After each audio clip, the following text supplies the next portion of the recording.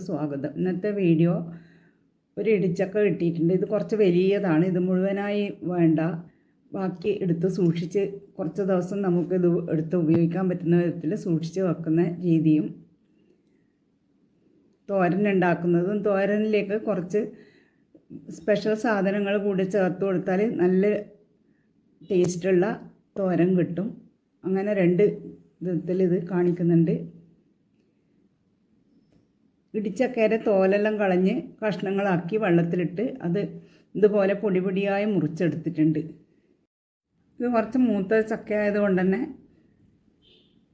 ഇതുപോലെ പൊടി പൊടിയായി അരിഞ്ഞെടുക്കുന്നതാണ് നല്ലത്. ഇനി ഇത് കഴുകിയ കുക്കറിലേക്ക് ഇട്ട് കൊടുത്ത് 1/4 കപ്പ് മഞ്ഞൾപ്പൊടിയും 1/2 ടീസ്പൂൺ ഉപ്പും, ഇതിലേക്ക് ആവശ്യത്തിനുള്ള മഞ്ഞൾപ്പൊടിയും ഉപ്പും 1/2 കപ്പ് വെള്ളം ഒഴിച്ച് ഒന്ന് നല്ലപോലെ കുലുക്കി മഞ്ഞളും ഉപ്പും എല്ലാം വെള്ളത്തിൽ അരിയുന്നവരെ ഒന്ന് ഇളക്കി യോജിപ്പിച്ച് കഴിഞ്ഞാൽ, ഇതുപോലെ ഒന്ന് കുലുക്കി കൊടുത്തു കഴിഞ്ഞാൽ മഞ്ഞളും ഉപ്പും എല്ലാം വെള്ളത്തിൽ അരിഞ്ഞിട്ടുണ്ടാവും. ഈ സമയത്ത് ഈ വെള്ളത്തിന് ഉപ്പുണ്ടോ എന്ന് നോക്കിക്കഴിഞ്ഞാൽ ഇതിൽ ഉപ്പുണ്ടോ എന്നറിയും. ഈ വെള്ളത്തിന് ഉപ്പുണ്ടെങ്കിൽ ഇതിലേക്ക് ഇനി ഉപ്പ് ചേർക്കണ്ട. വെള്ളത്തിൽ ഉപ്പ് കുറവാണെങ്കിൽ കുറച്ച് ഉപ്പിട്ടിട്ട് ഒന്നും കൂടെ ഇളക്കി കൊടുത്ത് അടച്ച് വെച്ച് ഒരു വിസിൽ വരുന്ന സമയത്ത് ഓഫ് ചെയ്യണം.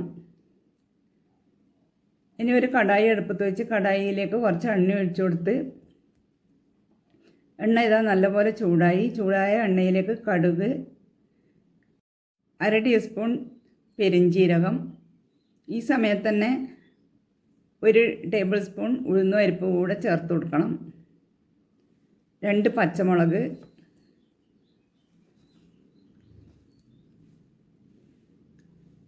6-7 വെളുത്തുള്ളി ചതച്ചത്, വെളുത്തുള്ളി കുറച്ച് കൂടുതൽ ചേർത്ത് കൊടുക്കണം.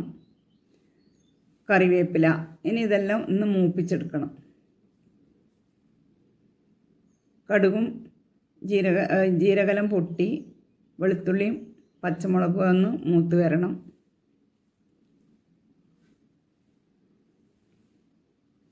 എണ്ണ കൂടുതൽ വേണമെങ്കിൽ കൂടുതൽ ചേർത്ത് കൊടുക്കുക. ഉഴുന്നുപരിപ്പ് ആദ്യം ഇടാൻ വിട്ടുപോയി, അതുകൊണ്ട് ഉഴുന്നുപരിപ്പ് ഇപ്പം ചേർത്ത് കൊടുക്കുന്നത്.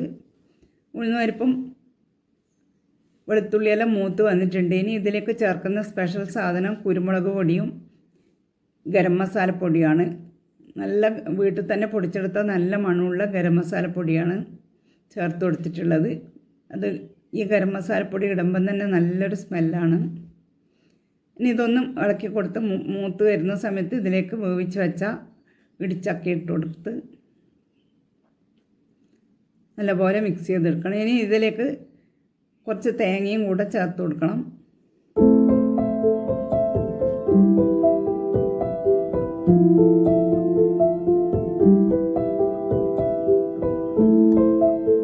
ഇത്രയേ ഉള്ളൂ, എളുപ്പത്തിൽ തയ്യാറായി നമ്മുടെ ഇടിച്ചക്കത്തോരൻ.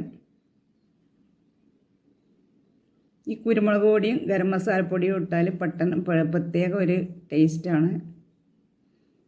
ഇതുവരെ ഇതുപോലെ ഉണ്ടാക്കി നോക്കാത്തവർ ഉണ്ടാക്കി നോക്കണേ. നിങ്ങളുടെ അഭിപ്രായങ്ങൾ കമൻറ്റ് ബോക്സിലൂടെ അറിയിക്കണേ. വീഡിയോ ഇഷ്ടമായാൽ ഒന്ന് ലൈക്ക് ചെയ്യണേ. ഇതുവരെ സബ്സ്ക്രൈബ് ചെയ്യാത്തവരാണെങ്കിൽ ഒന്ന് സബ്സ്ക്രൈബ് ചെയ്ത് പ്ലീസ് ഒന്ന് സപ്പോർട്ട് ചെയ്യണേ. സബ്സ്ക്രൈബ് ചെയ്ത് അതിനടുത്തുള്ള ബെൽ ബട്ടൺ പ്രസ് ചെയ്താൽ ഞാനിടുന്ന പുതിയ വീഡിയോസൊക്കെ നിങ്ങൾക്ക് കിട്ടും. ഇടിച്ചക്ക ഇനി ഒരു പാത്രത്തിലേക്ക് മാറ്റാം.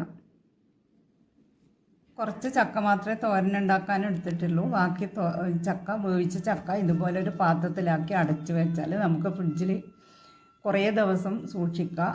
ആവശ്യത്തിന് വറവാക്കി അതിലേക്ക് ഇട്ട് കൊടുത്താൽ മതി. ചൂടോടെ നമുക്ക് ഇടിച്ചക്ക ഉപ്പേരി കഴിക്കാൻ പറ്റും.